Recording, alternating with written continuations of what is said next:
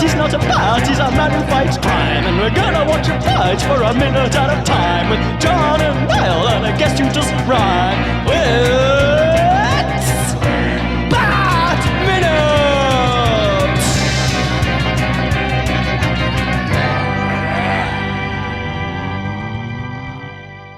Greetings, citizens of Gotham, and welcome once again to Bat Minute Returns, the show that, well, we were analysing Tim Burton's Batman Returns 1 minute at a time. We still are, but we're basically done. Come on, it's the end of the footage now, people. I am one of your hosts, John Parker. And I am wishing goodwill to all men and women. Oh. And everything in between. Yes. Niall McGowan. And we are joined by our very special guest. Yes. I was like, is there one more? No, you two are just very chatty, so I thought there was a third person. That sounded like a diss, but it's not. Oh, wow, I started off on such a great note. This is Chrysanthe. Hello. I should have prepped a good Batman Returns quote, but I didn't.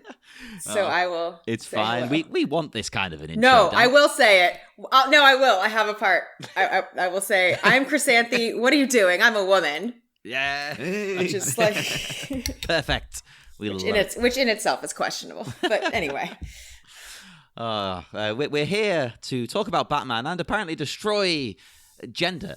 So this is... I like that. That's always a good thing anyway. That's what we should be aiming. We left to it we left it until the second to last week of the podcast, but we've always set out to destroy gender on this season, and now we're finally getting around to it. We've been sneaking. Now the movie's out of the way. We got nothing else to do, so we're going to talk about... Oh, as you can probably guess, people, this is the end of the footage, so we're going off the rails. It's been a long journey to get here, but this is minute 121. The minute starts with some kitty cuddles and some light scratches, and it ends with text, text, text. Oh, yeah.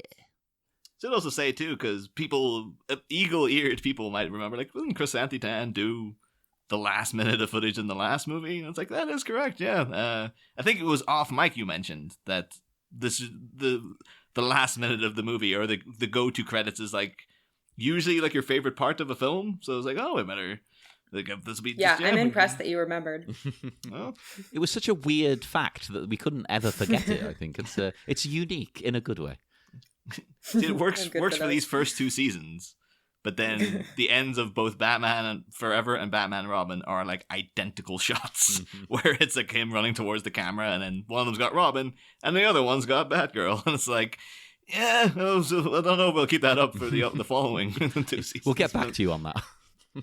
It's okay though. It's not necessarily that that would be fine though. That would also be a statement. It's like, It's not just on an analytical level that it's my favorite part of a movie. It's also just, there's like an emotional release that I feel usually when it goes to the credits. Yeah. I don't know. But that's the thing as well, Chrysanthe. You just let us know as well. Apparently 121 is your favorite number?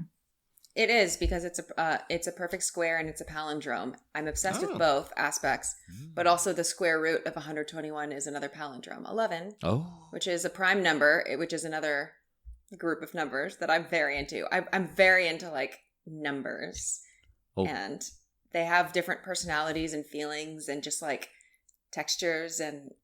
Oh, thank God one of us is into numbers then, because I'm terrible with them. They're just very unique. They're like pets. They're like animals to me. Do we all have favorite numbers? Mine is 3. I'm not going to tell people my favorite number because it's so linked into like passwords and stuff that I have. Yeah. I'm not going to let that information out. Well. Wow, that's such an innocuous fact for most people. I didn't. Well, when I used to work at a restaurant, I would I would have to assign numbers to people for their table, and I would get. I mean, good thing my boss didn't like really care or notice me, but I would just sit there like when there's rush hour and just be like, no, that this number's not right, and try to like, I feel like if their vibe was not this number, I would change their number, because there's no way I would remember their table if they had a number that just didn't work for me. And was this based on your feeling, or was this based on actual My feeling. numerology? No, my feeling. I don't know numerology. It's more like it's more like synesthesia with numbers, and just like I get feelings and like other sensations from numbers. I like that. Well, and plus, at the end of the day, whatever helps you do your job. Why would they care? Mm-hmm. And I have a very successful career in food service now. Just kidding. But I suppose we should get to the minute as it is. Yes, things are happening, sort of. It's kind of a weird. This is a kind of a weirdly big minute for us as well, because I was saying to John off mic earlier, this is the end of Michael Keaton as Batman for us. This is the last minute. We got to go on for a couple more seasons, but this is the end of. We've covered every minute of Michael Keaton as Batman now with the conclusion of this minute. And I loved him before, and I love him more now. We were saying, and it might get contentious for some people, but it's like, this is the last minute we have with like a good on-screen Batman, basically. It's all downhill from here now. Yep. But anyway, within this minute, we do have another a broken Batman right here. I like the shot actually of him sitting with the last remnant he has of Selina in Miss Kitty, and the Catwoman scratch on his cheek, indicating as if you didn't know already that she's left a real mark on him. Yeah. Like, both literally and metaphorically. I like that because even as a child when I saw this film, I understood the symbolism of that, I think, in some degree. Yeah. I mean, it would have been good if he had kept playing Batman, had they maintained the scarring on his cheek, but then it would have been like, well, everyone knows that Bruce Wayne has this claw scratched down his face. And then Batman also has the same thing, so it'll be a bit tougher to keep up. Hey, what do you know? Hey, you wouldn't see it on Batman. He wears a mask. Oh, well, anyway. But of course, really love the fact that not only that, you also get this beautiful, melancholic xylophone rendition of Selina's theme playing in the background there as well. Really loved. It's weird because coming into this is like, I love this ending, but I also have kind of beef with it. Because within the scripts, I prefer the way they ended it. So, but we'll get to that when we get to it, really. But I know Chrysanthe Wait, what? How did the scripts end it? Well, the original thing in the script was that when Selina electrocutes Max Schreck and it messes up this whole big explosion under the sewers and stuff. That was supposed to mess up the power of Gotham. So everything was supposed to be kind of on the fritz. And I know we'll get to it in a bit, but the final shot of Catwoman was not originally supposed to be there. That was an afterthought they put in. And the original script ends with the mayor and Commissioner Gordon with the bat signal. Kind of like wondering, like, because things have ended with like such bad blood with Batman. Like they thought they believed the Penguin when he was driving about wrecking the city and stuff like that. And Gordon's kind of like, the mayor says, like, well, do you think he'll ever forgive us? And Gordon's like, well, maybe, but he'll always at least help us. And then it cuts to a shot of the bat signal blinking on and off. And then it blinks off, and then it cuts to credits. And it's just a kind of eerie, like, unsure, ambiguous kind of ending. And it's just like, it ends on a much more of a downer kind of note. Because this one still ends with a big triumphant Batman theme. Yeah. And I kind of preferred it if it was just ended on this real bummer of like, yep, the sad music, bat signal goes out, cut the credits. Like now, maybe when I was a kid, I would have had problems with that, but now I'll be like, oh, I love that. But they chose to go a different route. I feel like it did end sad.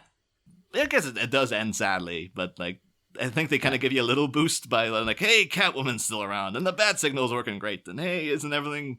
He's gonna go on being Batman and stuff like that. It's largely dark and down and sad, but there's a little spark of hope in there. I think that's why they added that little Catwoman bit. I think because that wasn't originally in there, which we're going to get to that, but they originally just kind of left you guessing: is she alive? Is she dead? Yeah. I'm a big fan of ambiguity and things, so I'm like, I'm happy that they just like, no, you don't know. Like, and I was almost be like, yeah, she's dead. Like that's just it ends in that much of a downer. That Catwoman's definitely dead, and Bruce is just like, yep. Just ends with him sort of driving off alone, and just like the bat signal's messed up, and everything just ended in a big old mess for everybody in this movie. Do you know if he was forced to add that, like, for sequel purposes? For, like, sequel hope purposes? Basically. That is the reason for the shot we get of Catwoman in a minute. Gotcha. Is because the Catwoman solo movie we eventually do get with Halle Berry was supposed to be a spin-off of this. No way. Oh, I didn't even put those two together. I forgot about that. Yeah, and that's why that shot's in there, is to set up the spin-off that was supposed to come hot on the heels of this movie, but for various reasons, which we will get into over the years, it never happened and was delayed and delayed and delayed and became the mess that you see later on. Yeah, that was the thing. Like, yeah, the thing is, I keep saying, like, oh, we'll get to that final shot, but we keep talking about it. So, yeah. The one big thing about apparently, yeah, that was literally added a couple of weeks before the film came out because they're like, oh, we might do more with Catwoman. And I think it's kind of like, you could interpret it a different way because it's like, well, she's in, the costume appears to be fixed and stuff. So you're like, is this a metaphor? Are you actually seeing Catwoman? Is this like a metaphorical thing that she will always be in Bruce's mind in a certain way? So that's the kind of thing that's haunting him. That's what they're trying to go for. Or is it a literal, like, yeah, she's back. What do you know? It's going to be Catwoman and Batman forever. Like that kind of thing. Well, the shot was insanely expensive as well, wasn't it?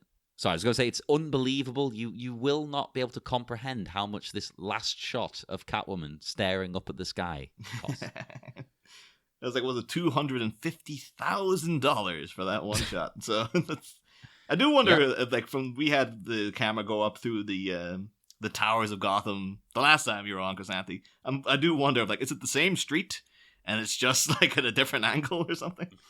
Interesting. Well, Batman's, I'm trying to think. Musically, the two, you know how Batman has that part where he says, or I guess he's not Bruce tells Selina at one point, we're the same. And there's that whole moment. And I will note that their themes are very similar. Maybe not at first listen, but they're both in the same key. For one, they're both in C minor. Ooh. And they even start with the same three notes, which are the first three notes of a minor scale. Ah. So, like... The only thing I know about this score in particular, apparently, in total, it's 95 minutes long, just the score, which is, like, apparently for film scores, is, like, crazy, because it's, like, that's the length of an entire film, like, without anything else. Yeah, I was gonna say this film is very, like, heavily scored throughout. Some would say overscored. But apparently, yeah, it took Danny Elfman 6 weeks, working 12 hours a day, 7 days a week to deliver all this, like this 95-minute solid score, and worked out really well. I have to say, like, well, thanks for that, Danny. So, but apparently, the stresses of working on this and Nightmare Before Christmas at the same time caused a big rift between him and Tim Burton, and that's why Howard Shore did the music for Ed Wood, because they had a bit of a spat. Yeah, and then they got back together. Yep, as it happened. Okay, so the Batman theme. These are the first three notes. Okay, so the Batman theme would be like, right? Ooh. So, and then, gosh, why can't I remember? Can you hum me the Catwoman theme? Do, do, do, do. Oh, there it is. That's perfect.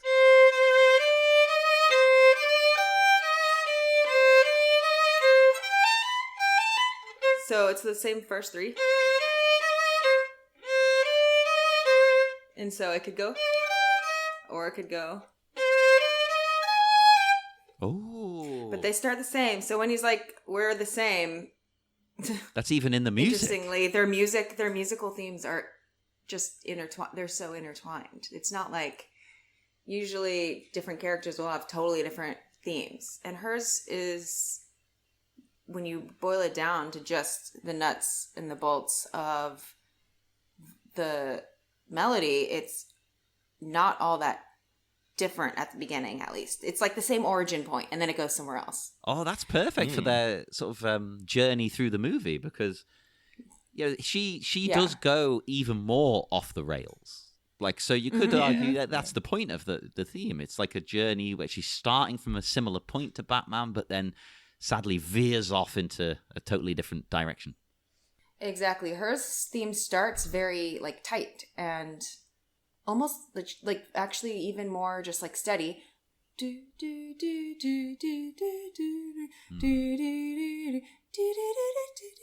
And but then her other thematic material is just like, you know, the cat stuff. Yeah. Which is just a very atmospheric. This might not sound good, listeners, but if you've watched the movie, you kind of will get it. It's like a lot of like string stuff where it's like high pitched, like screechy stuff. I love it. It's like cats. Yeah. So that was apparently like back in the day, I guess that was considered like experimental and like sort of new for Danny Elfman to have that greenlit in this kind of a movie. Like, certainly it's not a new technique or anything, but for this movie, especially since I guess he had trouble with trust at the time, or people trusting him. Oh, yeah, definitely. Yeah, he was not seen as a safe pair of hands still at that point. So he went with that decision for Catwoman. Both the tight theme and then also just that texture. It's perfect as well. That was not a pun, can I just point out? I was just trying to say it is perfect. It sums up her character like excellently. What do you think of the Penguin theme, Chrysanthe? That was one big thing we noticed throughout the whole movie, is that like in the first film, it's very Batman heavy, and there's kind of one theme that's the Joker, but it only really shows up like once in the movie. Whereas this film is just like peppered with leitmotifs for all of the three mains the whole way through and stuff. So as if Danny got the note of like, you should give other people theme tunes as well. He's like, oh, that's all I'm gonna do now. I am just very torn about the Penguin in general. Like, I feel like this may have been like, I don't know, Tim Burton's like greatest. I don't know. I think Tim Burton saw a lot of. I think the Penguin is maybe Tim Burton's like shadow self. Yes. No, totally. I see that. And there's just so much. It was jarring for me to watch. Maybe it's because it's 2019 and, it had been a really long time since I watched this movie, and I'm just more like sensitive to media. Yeah. But I was just like offended, like almost watching it. Oh, God. Well, you are supposed to be offended by the Penguin, to be fair. Yeah. He's supposed to be a vile monster. Yes, but I also couldn't tell how much of it was just like, this is a vile character, and how much of it was like, the portrayal is also vile in a way that I am not, in a way that makes me feel really weird. Like it was, it's uncomfortable for me to watch. In a good and a bad way. Yeah. And I was trying to look into, I don't know if it's more of, I'm still trying to figure it out, if it's more of like the costuming. Also, his theming, I don't think he had a particularly strong theme. And I think it was just really orchestrated in very cliche ways. Yeah. That's weird. Because I know from watching interviews with Danny Elfman, apparently that's his favorite part of the score is the Penguin theme. I don't think it doesn't stand out as much as like Catwoman's that we've been talking about. Yeah. I don't know, maybe because we've been doing it minute by minute, I'm like, every time it plays, I'm like, there's the Penguin theme. Oh, I do like it, but I mean, like, if you're just thinking of the film and the first ones that jump into your mind, before we did this, it wouldn't have been the Penguin's theme to me. Yeah. Oh, well, I think to me, weirdly enough, it would have been actually. Like I think because like one of my favorite moments of the whole movie is him ascending into the party in the duck and getting the big grand like that strikes me as like the one moment in this movie that I instantly think of. Yeah. As soon as you mentioned Batman Returns to me, so it's but although it's weird because doing like now that we're approaching our final moments of Danny Elfman. Like watching loads of interviews with him on Batman Returns and stuff, and I don't think we mentioned it in the first season, but I was astounded to find out that he casually mentions in one interview that he wrote the Batman theme when he was in an airport toilet. The best place to write a theme. Yeah, he's just like, oh yeah, it just came to me when I was in an airport bathroom, and I just had like the tape recorder, and there was like loads of noise of like the planes flying past and stuff, and he was just on the tape recorder in the stall going like da da da da da da da da da da. I would love to hear that recording. That's one of those ones like, do you have that tape, Danny? Because a lot of people are going to want to hear that tape. A surprising amount of ideas happen that way. On the toilet.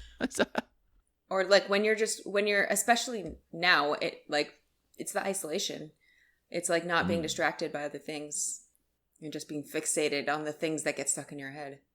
Yeah, and I suppose it is helpful these days having, well, it can be a bad thing as well, but having, say, your mobile phone, because you could come up with a little tune while you're on your own. You could hum it and save it for later and work on it. Whereas before, he might have come up with a tune. Things happen, he might not develop it. Whereas now you could keep a little record of everything you're working on. My voice memos on my phone are just loaded with idea about this. Idea. There you go. Yeah. at the Mexican grill. Idea 23. Idea. And there you wow, go. looking Perfect. back into these, it's like, I guess I just record them and don't really listen back. Too many. That's the problem, isn't it? Overload sometimes. That's the thing this is a joke only John's going to get, though, but it instantly reminds me of Alan Partridge and just like, idea, youth hosteling with Chris Eubank. And in the middle of the day, just coming up with a random idea and recording it. I appreciate it, and I'm sure Neil Brown listening will. Yeah. No, it's just, saying that, like, Prince infamously had Paisley Park wired for sound, so if he was, like, in the toilet, he could just record a song if he wanted to and stuff, so guess again, another example of Prince being ahead of the curve. Like, I'm sure his mobile phone is probably completely jammed full of song ideas and stuff that he had wherever he was. Oh, God, yeah. And so someone will posthumously release all of those, I'm sure. Well, I've heard rumour that there is a Prince album coming out of posthumous stuff, isn't there? I was waiting for the day that Danny Elfman dies and someone possibly releases this recording of like him going and toilets flushing in the background and stuff. I'm glad you went there with it, because when you said, I'm waiting for the day that Danny Elfman dies, I was worried about where that sentence was going. Oh, counting down. Can't wait to get rid of that guy. Oh, no. We love you, Danny. You're our favourite. Actually, not too sure. Maybe, Chrysanthe, you have more chance of seeing it than we do over here. So noticed there in the past couple of weeks that this Broadway production of Beetlejuice is like a thing now. It's actually like out in the world and stuff. Is that a thing? Would you be interested in seeing a musical version of Beetlejuice, or are you just like, oh God, no? I did not. I actually didn't hear about that. Interesting. I've seen it randomly came up like ages back that like, oh, they're doing this, and then I looked into it recently, and apparently, it's playing Broadway at the minute. It's I've seen that they have little snippets of the stuff that's like random like preview shows they shot, and like they've done little bits of footage, and the sets and stuff look amazing. Like it just looks like Tim Burton live on stage and stuff. But the guy that got playing Beetlejuice, I was a bit disappointed in, because he's got no makeup on. Like he's just a guy. He's got a guy. They've given him green hair, but no like corpse makeup. So it's like, well, the reason Beetlejuice had like horrible hair is because he was rotting. Like that's why that was the whole point of him. Yeah. And then since this now is just some asshole with green hair, like that. And apparently the guy playing him is the guy who played like in the School of Rock Broadway production. He played the Jack Black part. And when you see him, you're like, oh yeah, that makes sense to me. Are you in the UK, both of you? You actually might be. You actually are probably the same amount of time from New York that I am. Oh, okay. Oh, that's crazy. That's insane. Yeah. I would assume like, oh, America, so everything's right. You just get in a bus and go to New York in like the next 2 hours or so. Yeah, it's hard for us to comprehend because England is so small. Like if we have to drive 3 hours, it's like, oh my God, 3 hours, Jesus. Oh my gosh. When I go to London, I usually am like stopping over somewhere in New York because I have to cross the US first. Hey, if you want to take next time you go into London, you want to take in a Broadway show. Maybe meet in the middle. That is the thing, though. Like, maybe because Beetlejuice is kind of my favorite Tim Burton movie, which is weird to say considering we've just covered 2 whole Batman movies he did. Yeah, what the hell? This is my favorite. But that would be like, oh yeah, I'd rather watch a Broadway musical version of it than a sequel. So like, I'm kind of like, I hope they bring it to like the West End or something at least, so I can get seeing this thing at some point. But I told you Tim Burton went to my school, right? really, no, I don't think he did. I don't think he did. Like my grad school. Oh my god. Amazing. And so he went to Cal Arts, California Institute of the Arts, which is also where like Pee Wee Herman went and like John Lasseter and like all the Pixar people. Basically, it's like a big place where artists go. And I went there too. I should clarify. It's basically a school known for producing artists who are a little bit on the alternative side, like a little bit straight with like a kind of a strange edge. Henry Selick went there too. Like just so many people in the entertainment industry that are maybe have a slightly weird edge. Like always ask in the back of your mind, like, did they go to Cal Arts? So he went to Cal Arts, and there's like a rumor at our school that like everyone likes to, first of all, he lived in the dorms and he decorated his dorm room door, and it's still there. So for a student to live in. But there's like this rumor that for Edward Scissorhands, he kind of wrote it, you know, obviously with himself as Edward Scissorhands, because he felt like a freak on top of a hill, which is how Cal Arts is seen in the location that it's in. Basically, Cal Arts sits on top of a big hill. It's a little bit outside of the LA. So it was like a 40-minute drive for me because I live in LA.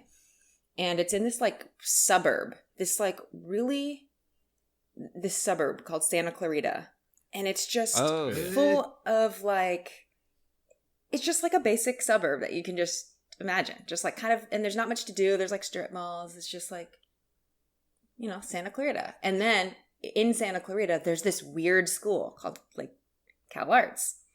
And so people that live there are just, that go to Cal Arts is like, they don't really fit in with the rest of the city at all. It's just like, everyone is just like Cal Arts. So Tim Burton very much seems to resonate in his films with like, I'm a freak on top of a hill, like, which is a very Cal Arts mentality.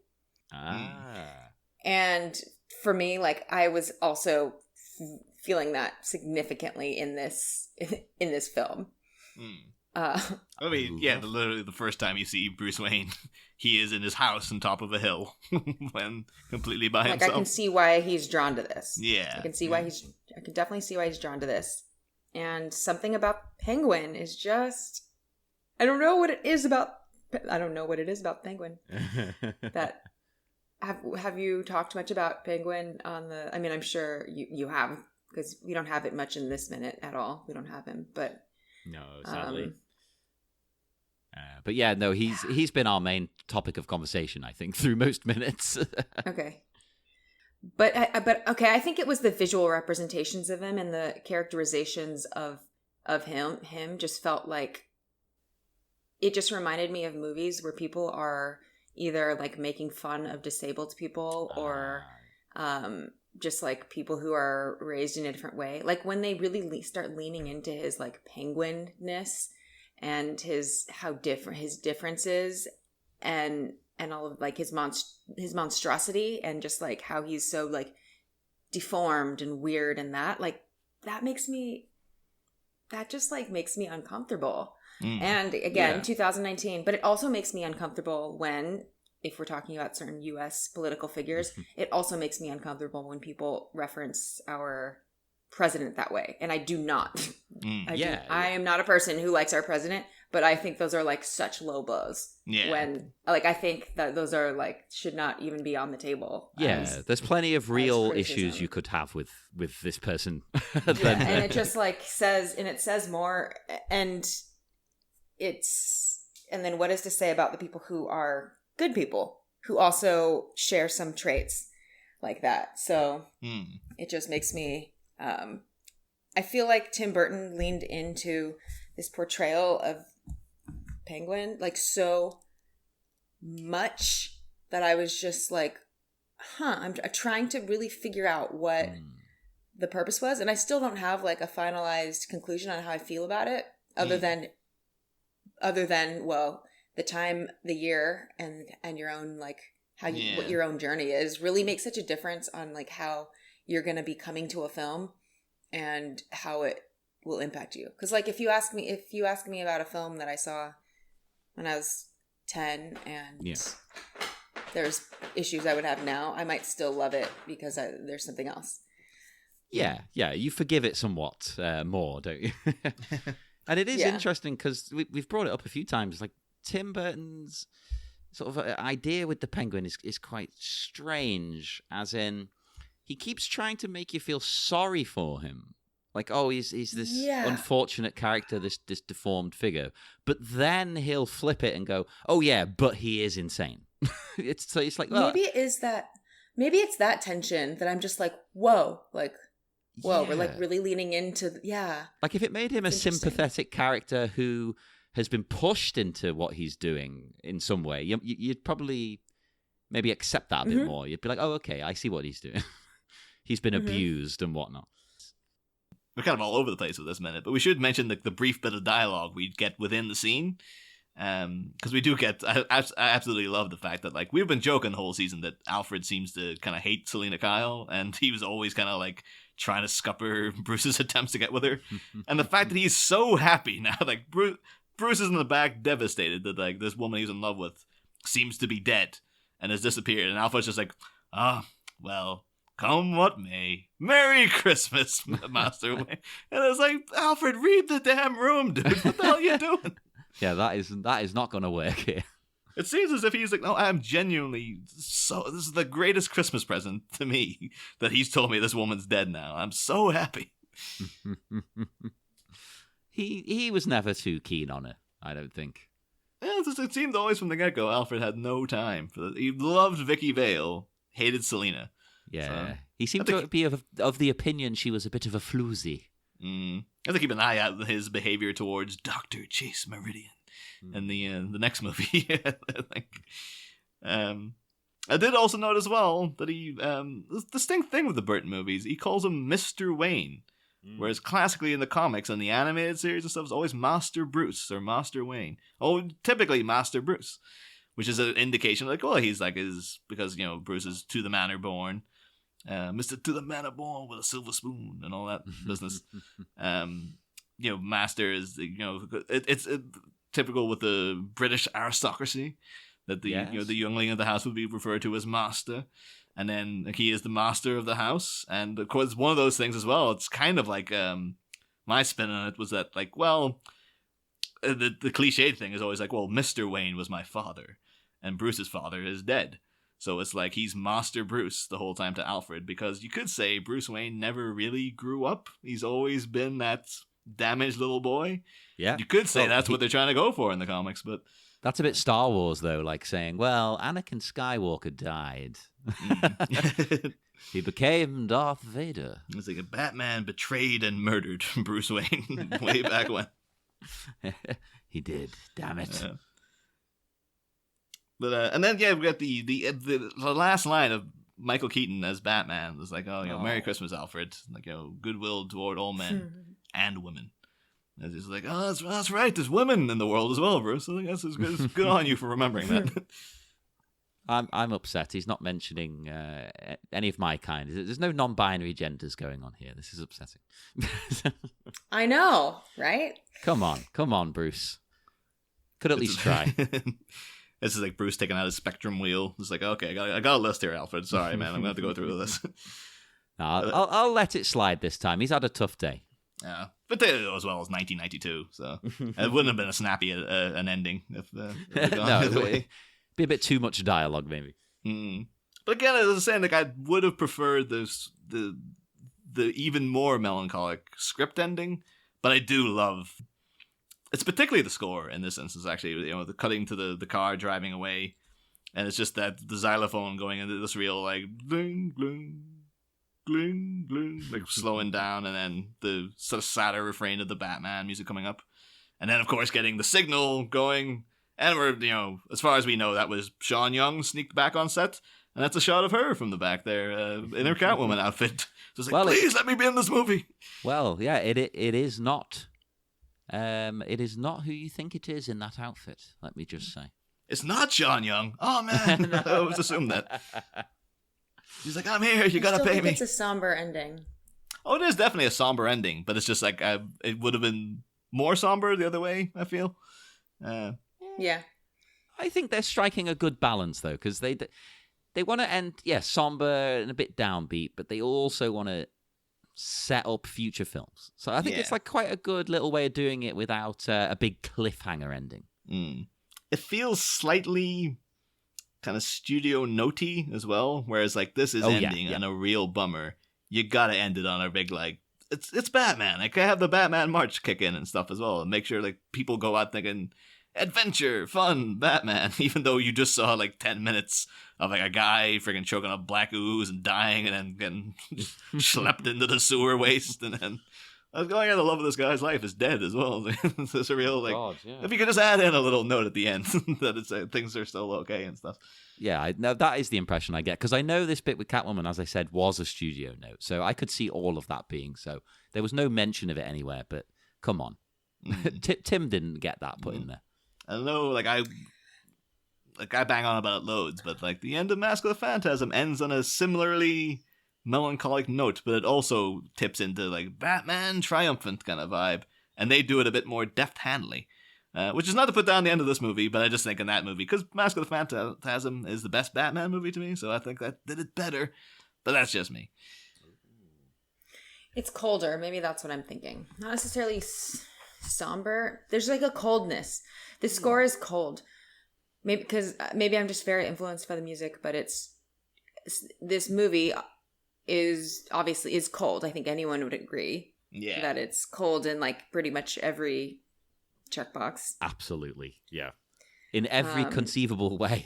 And yes, exactly. It's like so cold that it's very Burton-esque. It's like Burton style.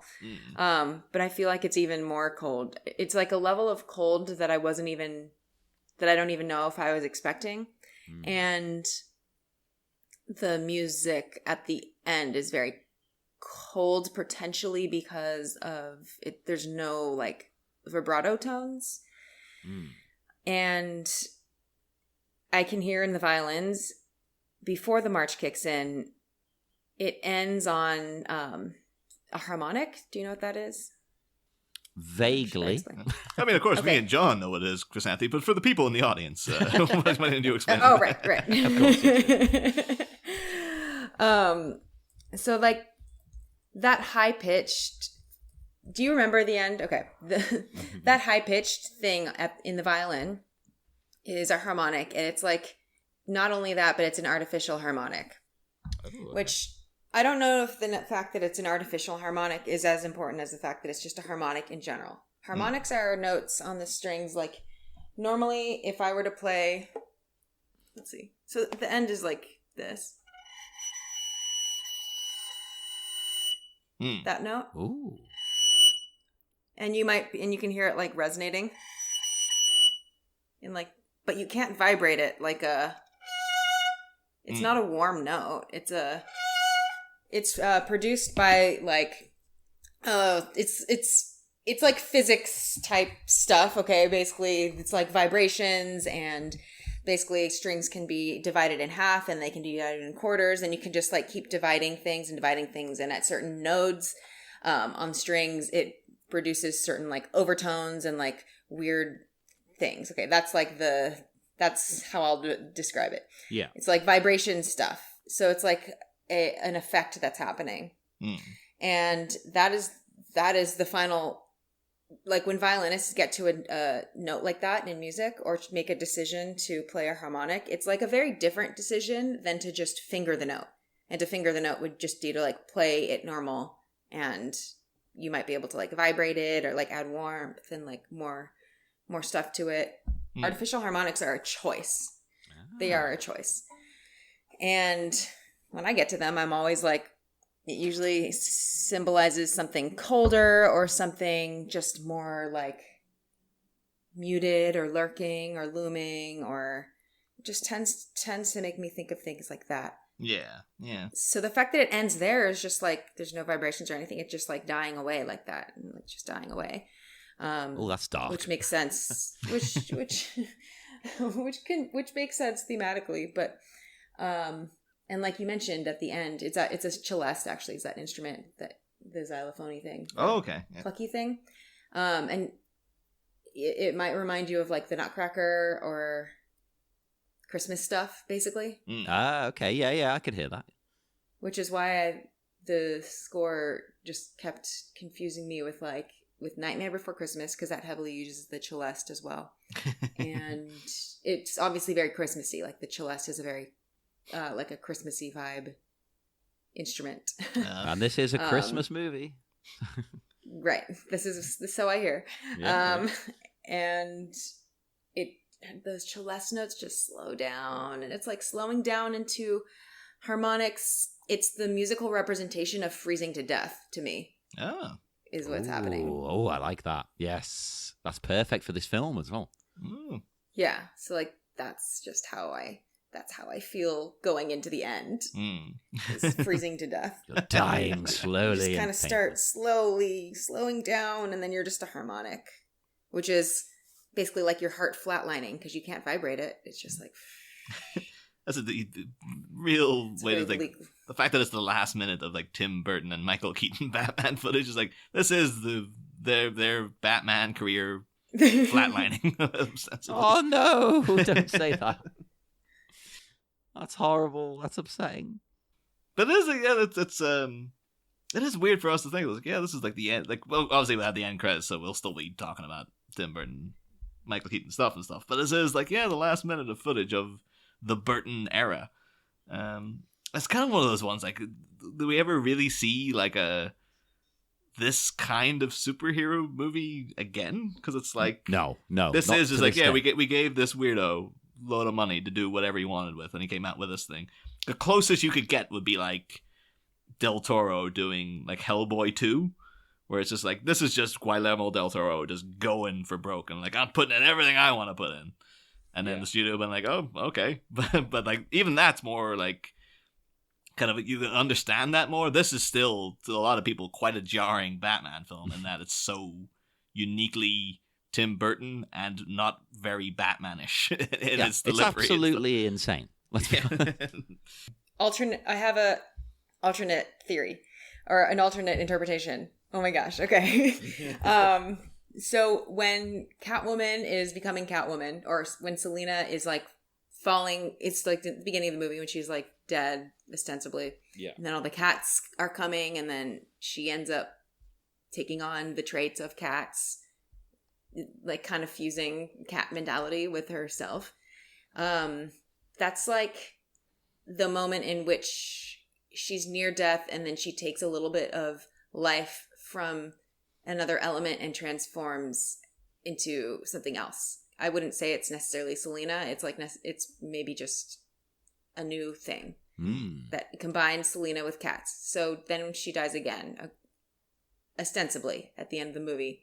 And musically, when I said she's like flatlining or whatever, she's actually like reincarnating as someone who's taking on more of like Batman's mantle, who's like blending more with like she's back, not necessarily reincarnated, but you know, she has her moment of near death, and then she comes back like ready to be fully on board with Batman's stuff. Hence that. It's a more positive look. It's definitely a nicer note to go out on rather than like everything flatlined and they froze to death. Yeah. In the dark and the cold. I'll have to say though, I just remembered there as well that I'm talking about like, oh yeah, giving someone like an auteur, like a very distinctive weird auteur, their own big budget thing to mess around with. I only found out the other day that Anna Lily Amirpour, like great Iranian director, did The Bad Batch and A Girl Walks Home Alone at Night. Oh, I love that movie. Her next film is a remake of Cliffhanger. What? Like the Sylvester Stallone cliffhanger.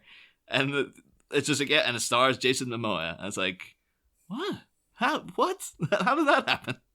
That's crazy. It happens musically too, though. Like people who are musicians who have their own really unique style. Like it's really interesting when they do a pop cover or like something that's like really. I feel like fans are always like, now I'm interested to see this song, this pop song. Redone by like this really weird artist. It does excite me when they do that, to be honest. Yeah. It's like the same thing. We're past the era of, Bob Dylan goes electric, and people are like, oh, what the hell? A bit more open to these things. Well, that did apparently blow people's minds at the time. They were furious. Yeah. But now I'm excited for this cliffhanger remake anyway, because it's like I didn't care about it before, but now I'm like, well, I gotta see what this woman does with it, because like she's always delivered consistently, if not great, at least interesting stuff. So I bet you never thought you'd say that, Niall. You're excited about the new cliffhanger. But yeah, so then we get the final bit of footage then. This the going up through the streets of Gotham, much like at the end of the first movie, the kind of cold echo of that. And then, of course, Catwoman's head coming up to look at the blazing bat signal. I can imagine Bruce down seeing that himself and like, oh, give me a night, guys. Come on, Jesus Christ. Like, I just did a whole thing. What do you want from me? Of course, that's not Batman's attitude. Batman will be like, well, back to work. But yep, he'll be straight back out that night. Maybe the next night if he's really beaten up. But he's not taking another day. I'm going to come into Commissioner Gordon at the bat signal. He's like, 15 people were just murdered, Batman, because you showed up a day late. Like, the signal means get here now. Hey, those cops need to look after themselves sometimes. Come on. Have you seen the new Lego movie? Or not that new. Oh, the Lego Batman film. No, no, I think just Lego 2. Oh yeah. Where your Batman's like in therapy, Batman's like needing to Batman's having a moment. Yeah. But yeah, of course, then we cut into the gaping void that is the end credits and the credit for Ian Bryce. But we'll talk about him another day. Oh yeah, we'll get to that. So at this point, Chrysanthe, we always usually ask, unless either of you two have any notes on the action of the minutes you want to talk about? Or? No. I think I'm good. But we always usually ask like the guests about their history with the movie, and if they have any fond memories of watching it for the first time or anything. Like, do you have any particular memories associated with Batman Returns? I do not have many because it came out, I was too young to remember, but I do remember going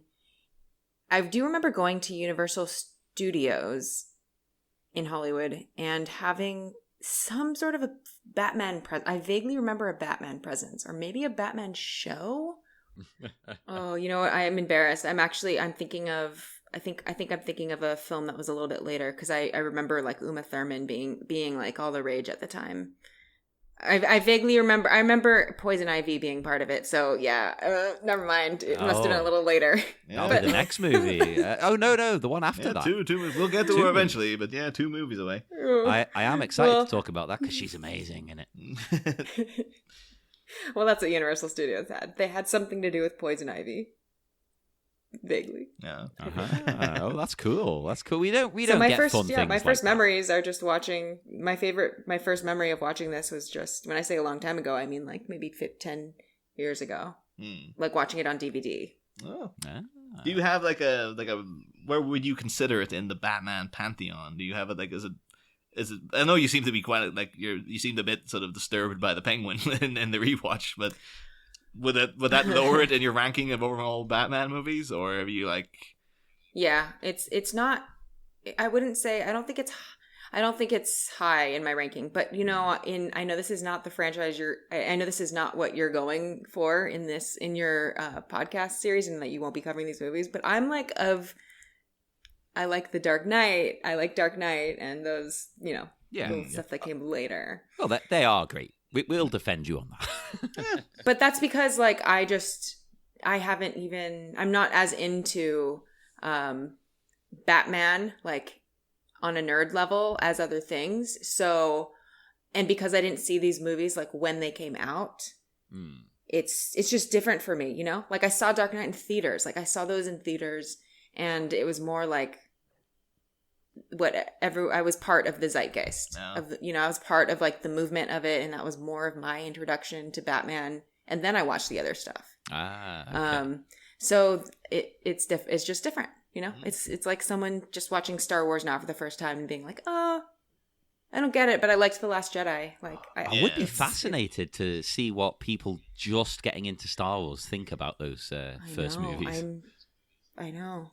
I am too. And I honestly am like, I would understand if one did not understand them. Yeah, especially the first one. I mean, it's literally one of my favorite movies of all time. But the first Star Wars, you could argue, other than that opening scene, it's quite slow at the beginning.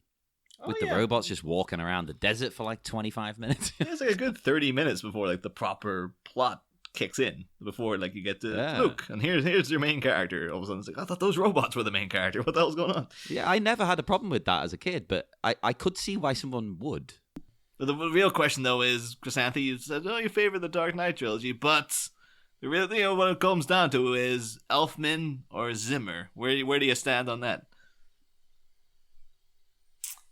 Oof, I like them both. Generally speaking, I am a sucker for Elfman. Just as a composer.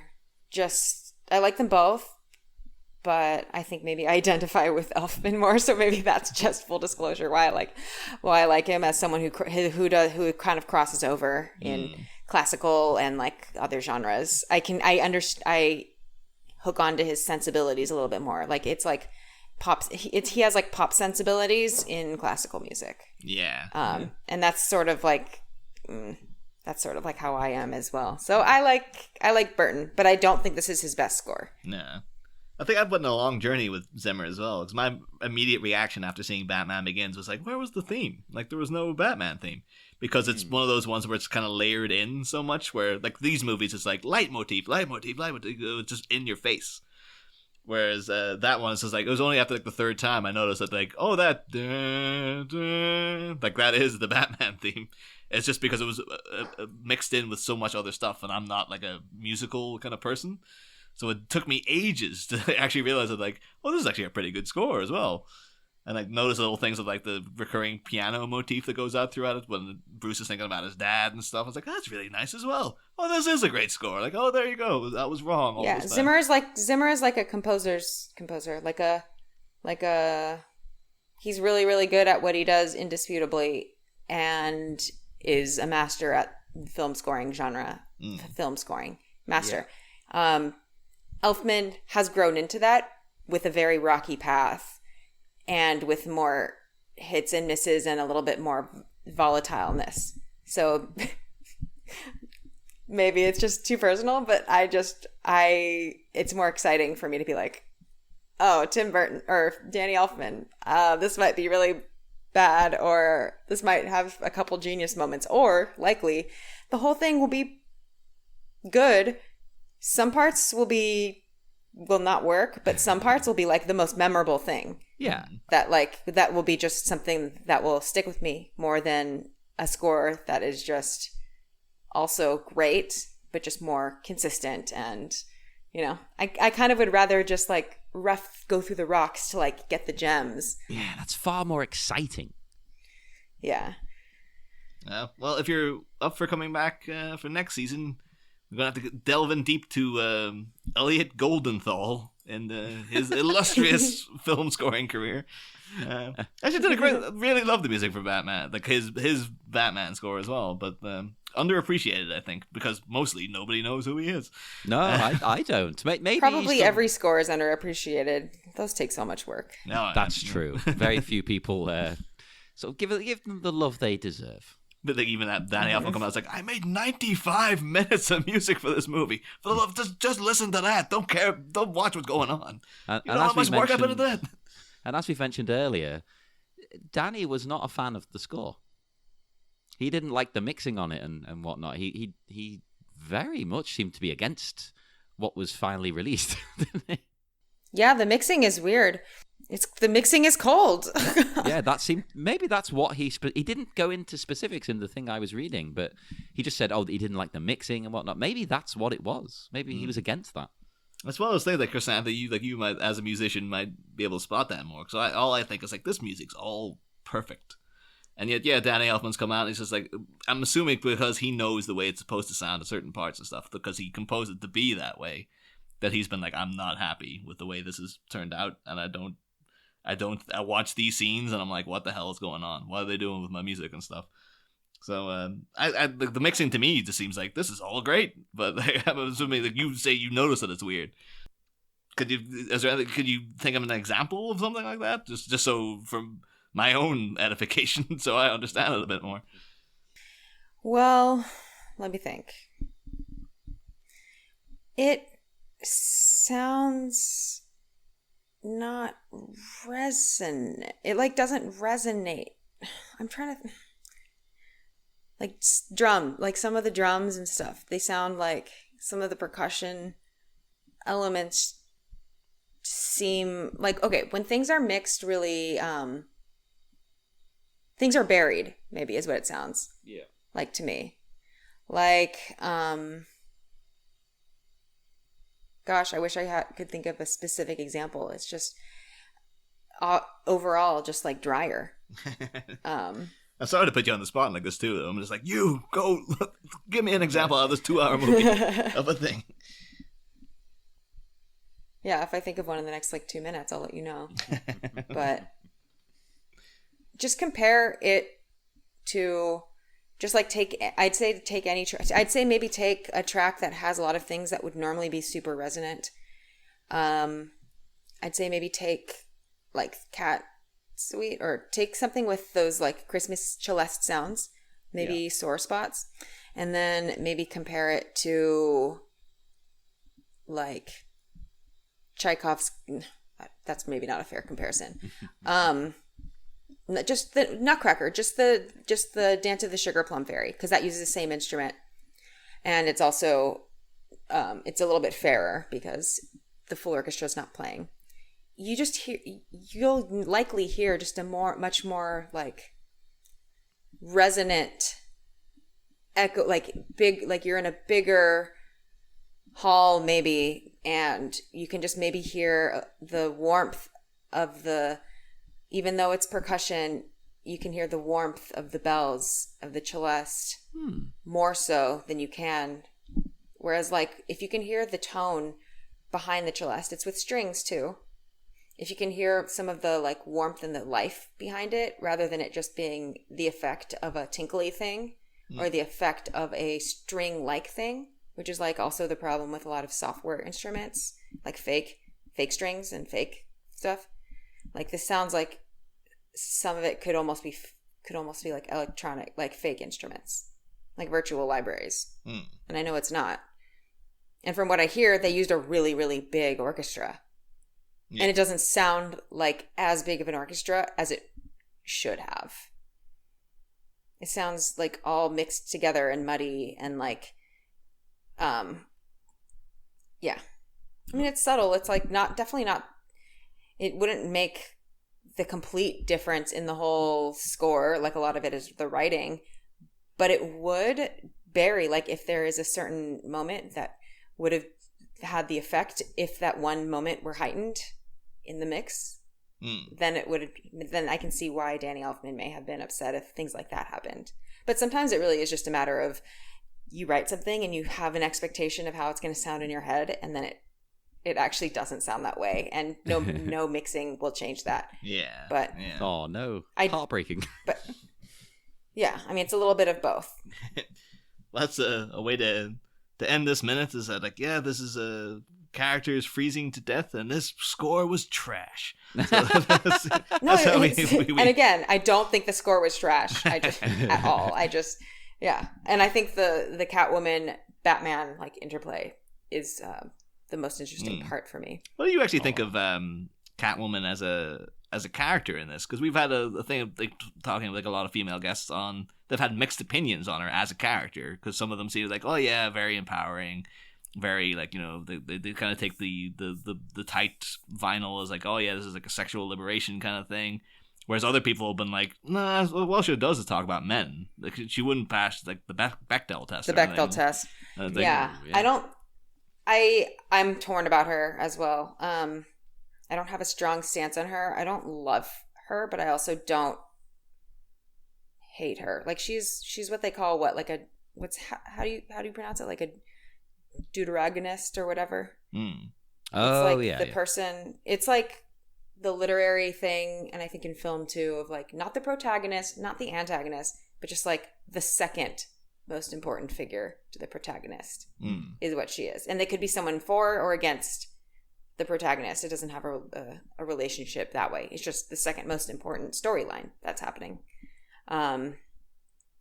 So I think she is supposed to be, so for someone who's a deuteragonist, if I even said that right, I wish she were a little bit more complex, because her two sides, like beginning and transformed, are so polar opposites without like much in between, that it is kind of like a Jekyll Hyde type thing. Yeah. It's just like like a little switched switch. into it's like too easy of a switch. It's like, oh, suddenly it's like just this whole thing. Like it makes me lose power with like the original story, because it's so much of a switch that for me it reads like defense mechanism, or like just something is up, or like I don't know about this. Yeah.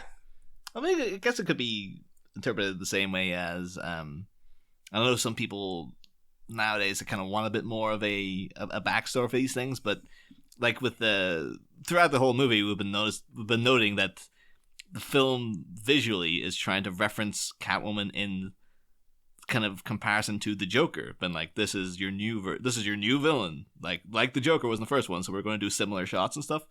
And within like, yeah, that Jack Napier, the Jack Nicholson, is just like him and the Joker are like two different people. Like, it's like he goes so crazy that it's like you couldn't even see that it's the same person, because it's the difference in personality is so severe. So maybe that's what they were going for. It's like, oh, that's what you do. It's someone so completely polar opposite. Whereas that we're more inclined to sympathize with Catwoman's plight, because he's presented with things that we can kind of understand and whatnot. And, you know, things that happen in the real world. Whereas like, well, none of us have fallen into a vat of chemicals. So like, unless how do you know? Yeah, I guess there are people out there who fell into vats of chemicals. Sorry, I don't mean to play down your plight or anything. But maybe that was what they might have been going for. But musically, I think the fact that that she and Batman share the same first three notes, you can either posit that you can either position that as like, this is someone who is Batman's equal and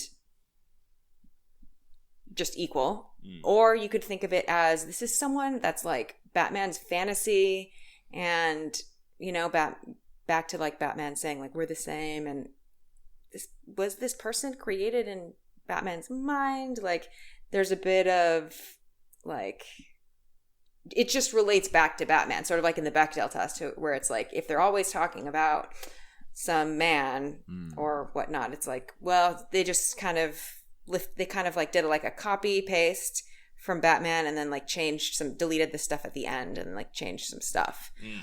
Or one could be impressed at the fact that those two themes never like blend together.